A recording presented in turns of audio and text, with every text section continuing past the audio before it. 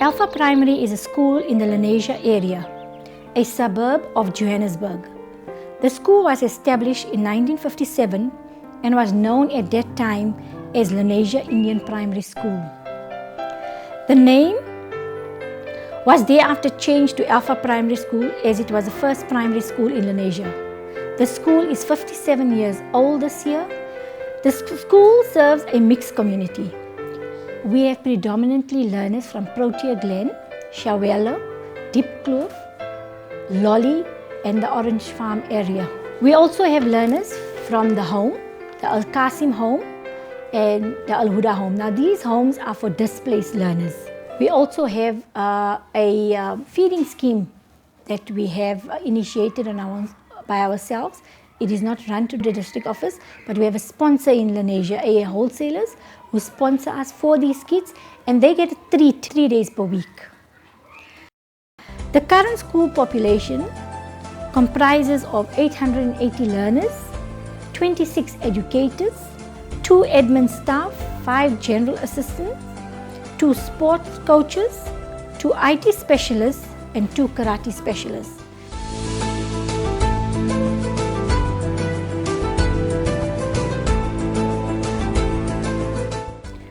Through collaboration, my idea as manager is to build a team. It's not going to just have to be me. My job is really to find the expertise, the skills and the abilities of the people that I have working for me, and to cultivate those, glue them together and develop a shared vision around standards and success for all our students.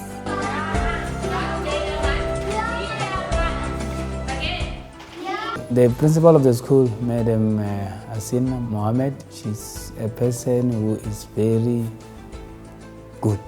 In fact, management style is that one of very much cooperative.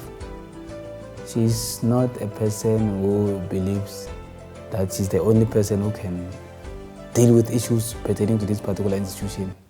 So in most of the issues, she normally includes the SMT. One thing that I also realized is that she has got a very good rapport with staff members, and that is a very serious compliment. Remember, if someone has a good rapport with the staff that he or she works with, it makes it easier for them to communicate. The main focus is to monitor the curriculum, and that is done by my deputy principal, who is in charge of the curriculum as well as the HODs. I'm in charge of the curriculum. The current type of curriculum is called CAPS, that is Curriculum Assessment Policy Statement. Now, if you look at the CAPS itself, it's different from the old systems, such as the OBE and the RNCS, in the sense that it's more detailed and it emphasizes assessments. And the assessments are specific per area, per term, or per week. It gives more attention to learners in the sense that learners has to do repetitive tasks. It can be a project, assessments, model, and therefore learners are unlikely to fail at the end of the term because there are more of the tasks that are to be completed. In a shaky voice, the closet slowly began to open. Adam jumped out of bed and ran to the closet. In Alpha Primary, we're having an assessment plan with a breakdown of all topics to be covered throughout the year. This covers for all learning areas. Now what happens is that in the beginning of the year, learners are given all the assessment plan for different learning areas so that they are kept abreast as to what they're going to cover throughout the year. Now in the assessment plan themselves, they are given all the tasks like the assessment, assignment, the projects that are going to be covered so that the parents also may assist and play their role for support of the learners. In terms of curriculum delivery at our school, what I found that CAPS is a system that I'm hoping is going to stay here. As you know, educators have been through various systems in terms of curriculum, and OBE, NCS, and now CAPS. CAPS has made it a little bit easier in terms of administration for educators, And in terms of the content of the curriculum, I think, and I would say that after monitoring it and observing what is being done with the children in the class and how our children are progressing, I'm very pleased with this curriculum, with this current curriculum. I had a privilege of visiting and sitting in on a grade R lesson, which a mathematics lesson, which dealt with shapes, the different shapes. And the teacher, after having done her lesson, preparing for it, and with the resources that we have available, you know, it's pleasing for a manager of a school to walk into a class and say, I bought these resources and I see my educators using it. That was number one, very pleasing. Because all the cylinders, those cubes, those shapes, all of that, the teacher used it to show the children and to explain what is prisms, what is rectangle, triangle, pyramid, all those things. I'm in charge also of the lab. In the lab, what is happening is that the learners come here for their experiment. Learners benefit a lot from the lab itself because they get acquainted to the utensils themselves. They have access to all equipments that you may mention at the high schools. It's not surprising that even in the ANA results, we're doing very, very well, I must say. On a Monday morning, we have our debriefing mornings. I then go down to the staff room, meet my staff, that would be at about 7:30. We basically go through the week, discuss what is going to take place, any news, any meetings and things. Those are the things we discuss at our debriefings in the morning. Thereafter, we go on to our assembly. Every Monday mornings, we have assembly. Assembly starts at 7:45, so the learners know that they need to line up at the assembly area. There are different educators that are on duty, and we've encouraged educators that when they are on duty, they need to relate to the curriculum. They need to talk about discipline issues. They need to have stories with morals in it so that we can instill good values in our learners.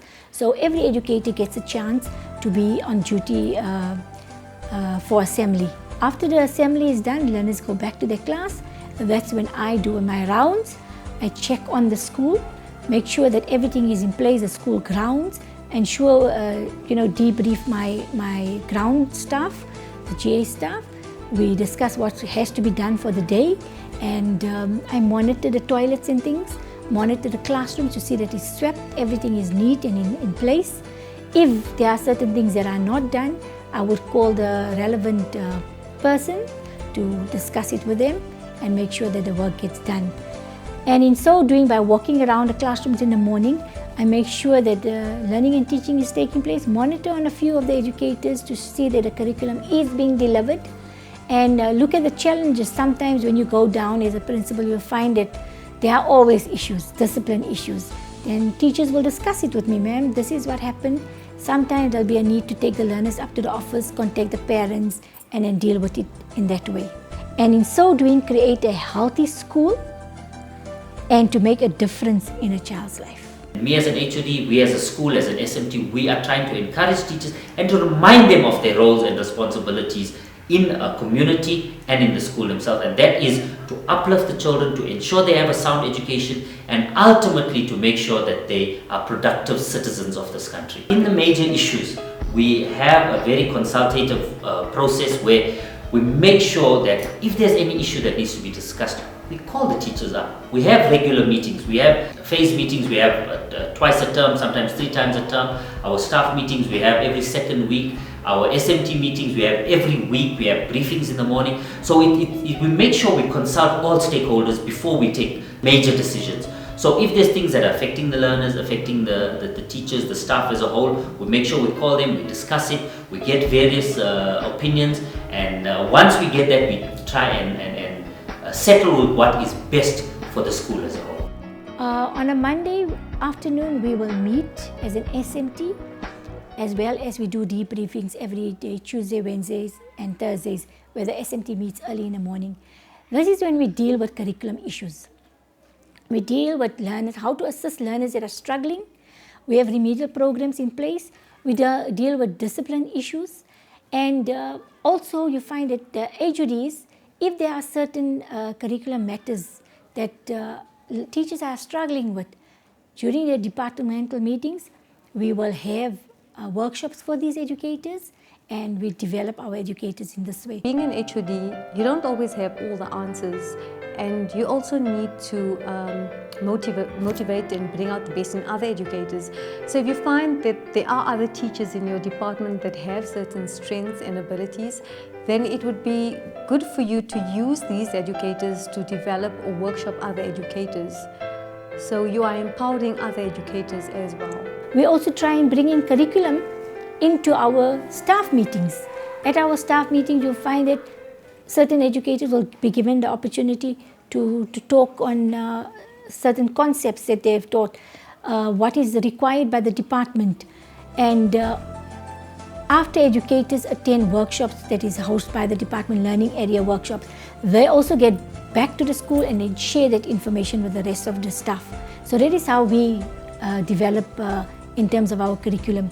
IQMS is an integrated quality management system where educators are evaluated to see where they are, and from this process we'll be able to determine where there's room for improvement. We'll be able to develop our school improvement after this. Every educator selects a DSG, their DSG group, which comprises of two educators. One is their senior educator, which has to be an HOD, and one is a level 1 educator, their peer. We drop a management plan to say when a teacher is available for monitoring, the teacher gives the time, the period, and the teacher will prepare the lesson, and the DSGs will go into the classroom. The educator then teaches. Once the IQMS process is done in the classroom and all educators have been evaluated, a meeting is held with the SMT and one level 1 educator who observes the process. We then sit and look at the scores that each educator has received. Each educator is then called in to the office and directed in terms of their scores.